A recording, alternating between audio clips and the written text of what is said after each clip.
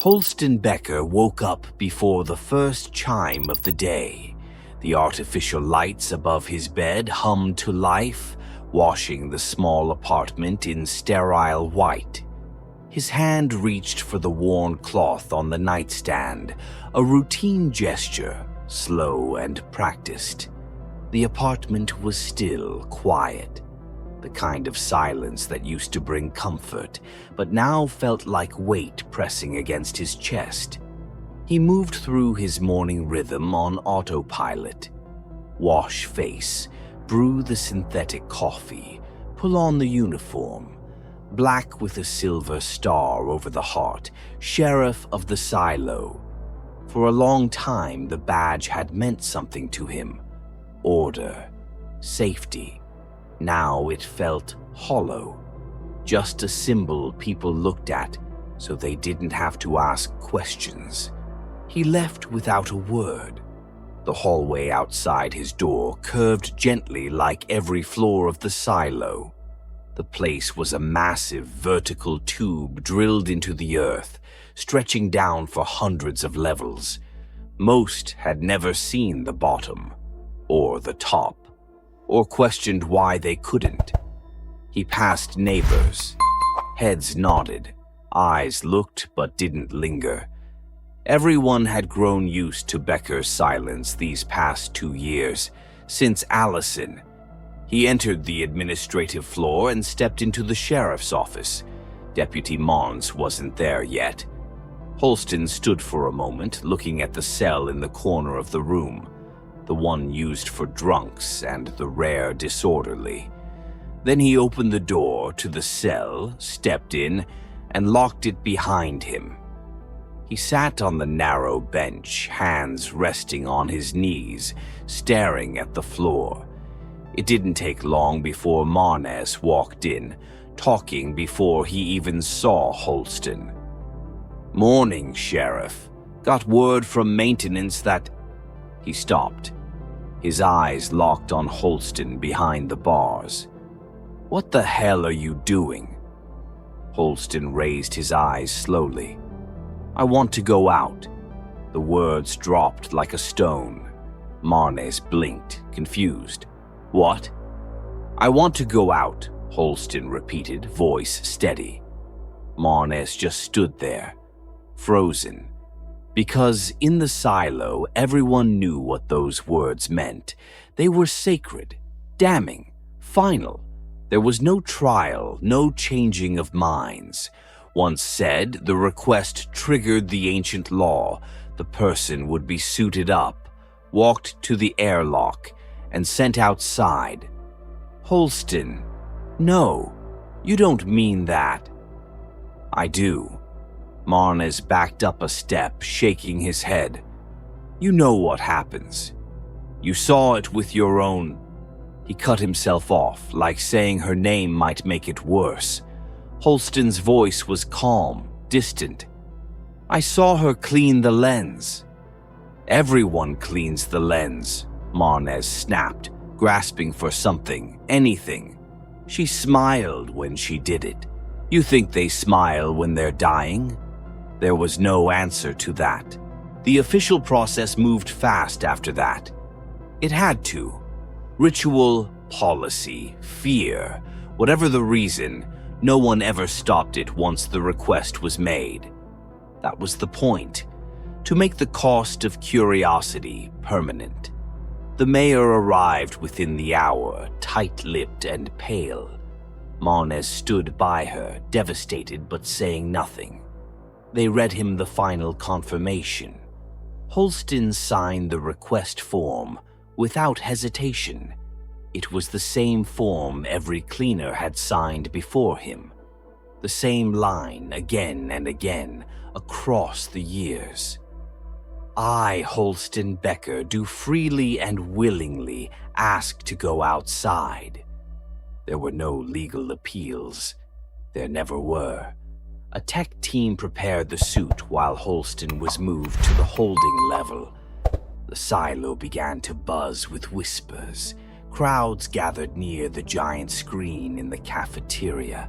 the same one that always showed the camera feed from outside. A dead world, brown sky, lifeless ground, wind blowing over the bones of the last to walk out.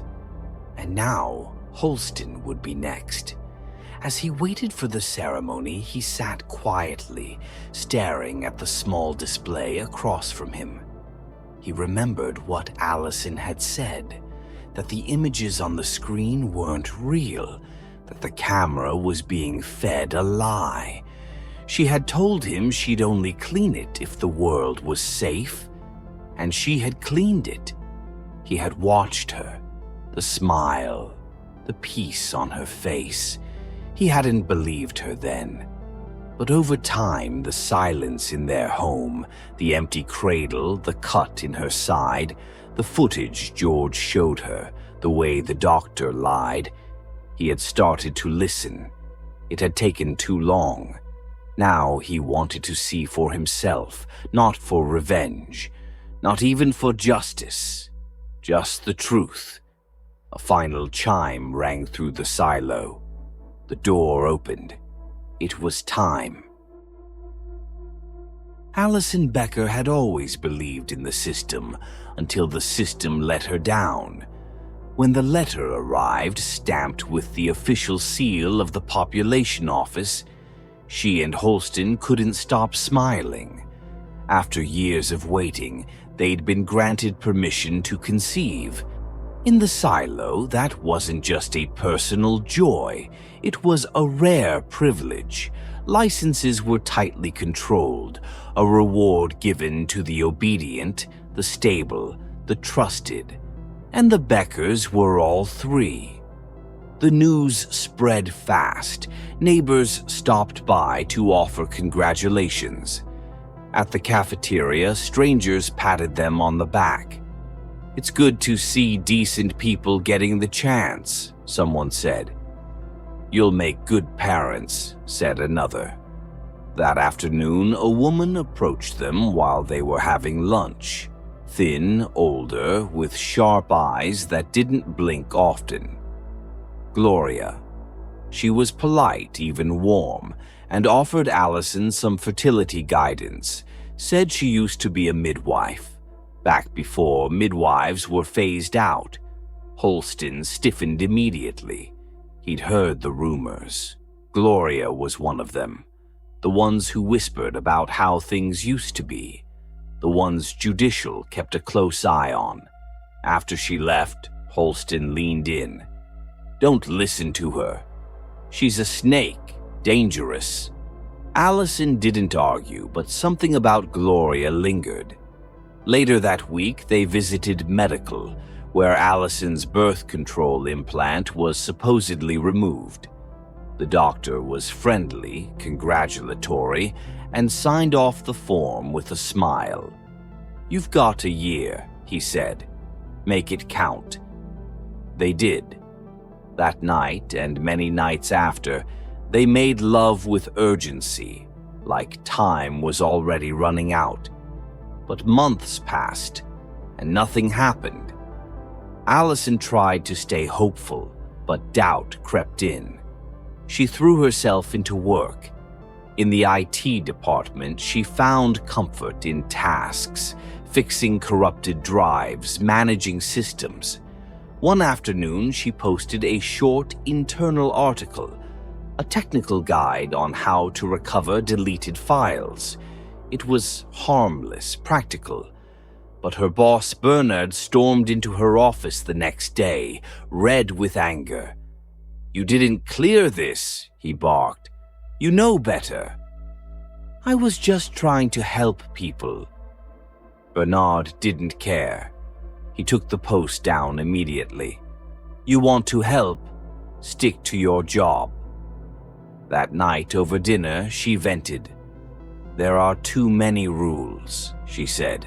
"Too many locked doors. Too many things we're not allowed to ask." Holston listened, but cautiously. "You don't want to end up like Gloria," he said.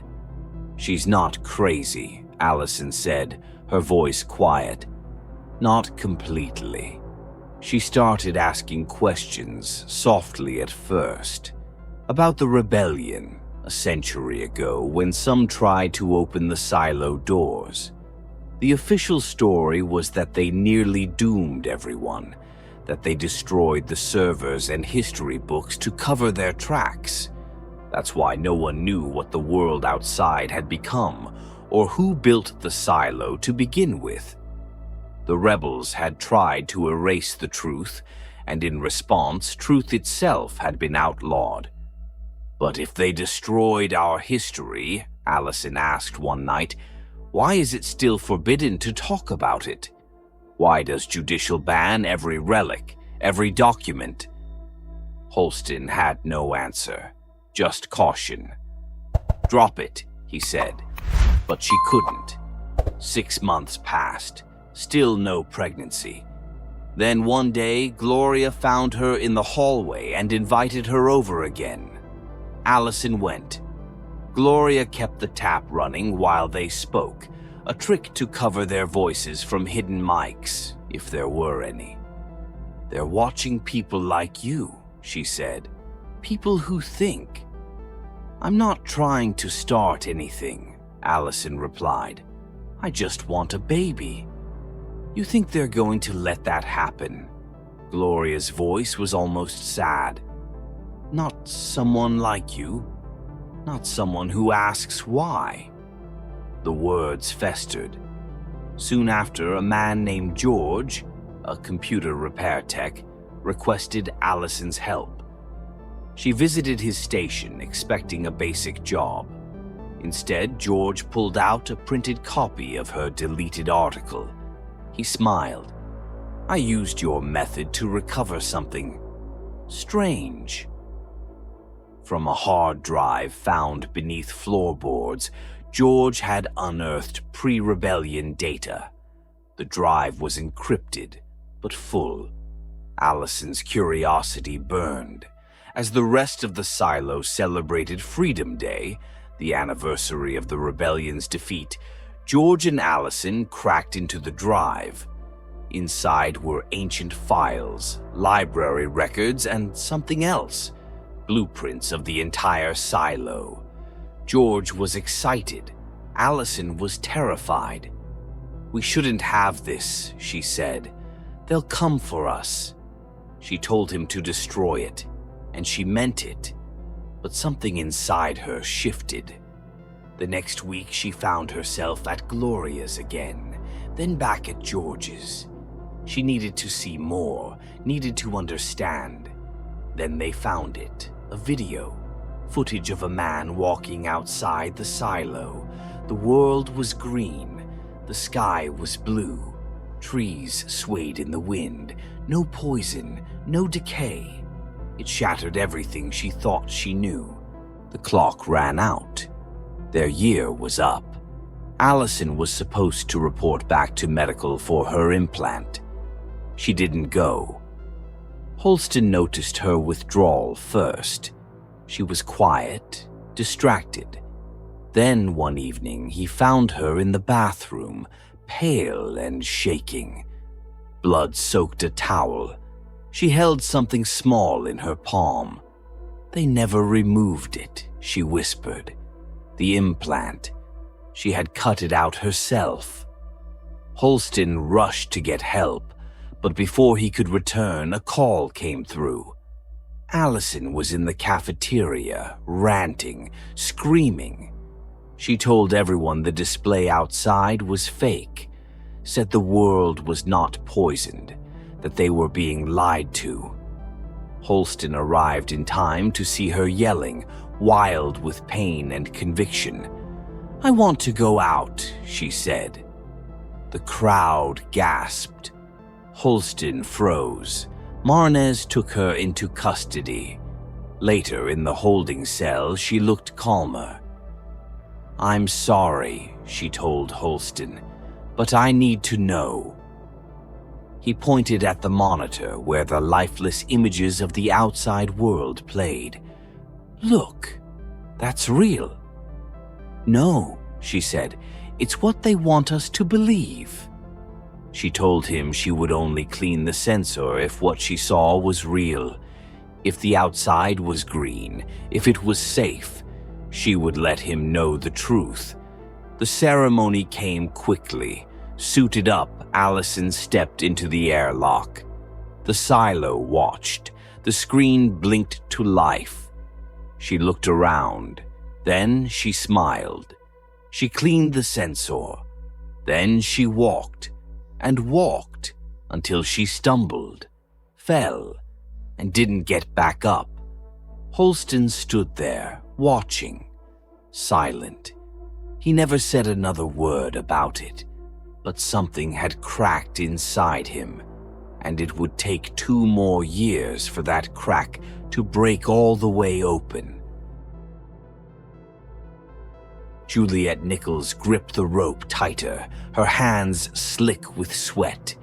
The walls of the shaft stretched high above her, the light from her headlamp flickering as it caught on damp rock and rusted metal. Below, darkness, endless and still.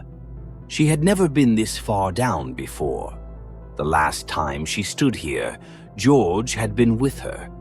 He had tied this very rope, tested its strength with careful hands, and told her what he believed lay at the bottom. A door, a hidden exit buried beneath the water, lost in time and silence. He was excited then, eager, alive. That memory, sharp and soft at the same time, struck her like a punch to the chest. It was the last time she saw him whole. Now she was alone. She lowered herself further into the void. Her headlamp swung and the beam disappeared into the deep water below. There was no bottom in sight, just the faint splash of her own breath, the whisper of the rope shifting against anchors drilled into the ancient ceiling. Her boots bumped the wall, then swung free again. Her body trembled, not just from the cold, but from knowing what this meant, that she might be the first to reach the end, or the last. Above her, the silo churned in quiet collapse. Holston was dead. The mayor was dying. Judicial was clawing for power, tightening their grip with every breath the people took. The tension was rising like steam in a sealed pipe. Any moment now it would blow. And all of it, every lie, every secret, every name crossed off the record, came down to what was buried below. Juliet's arms ached. Her breath grew shorter. But she pushed on, descending into the black. She remembered the note George left behind. I found what I was looking for. She hadn't told Holston the whole truth. She hadn't told anyone. George had left her not just a clue, but a direction, a destination, something more than just doubt or rage or grief, something real. And if he was right, if there truly was a door, they had all been living in a prison far more complete than anyone imagined. The light on her helmet flickered again. She stopped, dangling above the surface. The water glistened far below, black and endless, swallowing the light whole. Her hand slipped. She caught herself, heart slamming in her chest. Don't fall. There was no coming back from a fall here. She looked down again, barely able to see where the rope disappeared into the void. This was deeper than maintenance, deeper than the generators, deeper even than the old excavation levels no one dared enter. This was the place where the silo had been carved out of the earth itself, the forgotten basement of humanity. Juliet swallowed hard. Her mind spun with everything she had seen, everything George and Allison had uncovered, the hard drive, the blueprints, the video of trees and sky. Holston's final steps outside, his helmet, his fall, his choice. He had believed her, believed Allison in the end, and now he was dead. So was George, so was Allison. She blinked, eyes burning. For a moment she was just a girl again, hanging above a black ocean, grieving a man who had risked everything to show her the truth. A man who had loved her in secret, in quiet corners and whispered touches. A man who died reaching for a door. If there's a way out, she thought, I'll find it. For them. She took one hand off the rope and unclipped the small waterproof case from her belt. Inside, the drive, the note, the camcorder. If she drowned down here, if she disappeared, someone had to find these things. There had to be a way to pass it on. She clipped the case to a hook on the wall. Then, one breath at a time, she went lower. Silence closed around her. No machines, no air recyclers, no footsteps. Only the slow creak of the rope. Her light caught something, just for a second. A shimmer of metal beneath the water. Juliet froze. Her chest tightened. She blinked and it was gone. But she had seen it. Not a trick of the light, not hope. Something real. She looked up one last time. The ceiling above was gone now, swallowed by darkness. She was beyond saving, beyond warning. Below her, truth waited, coiled like a secret. Juliet reached down, pulled, and descended into the deep.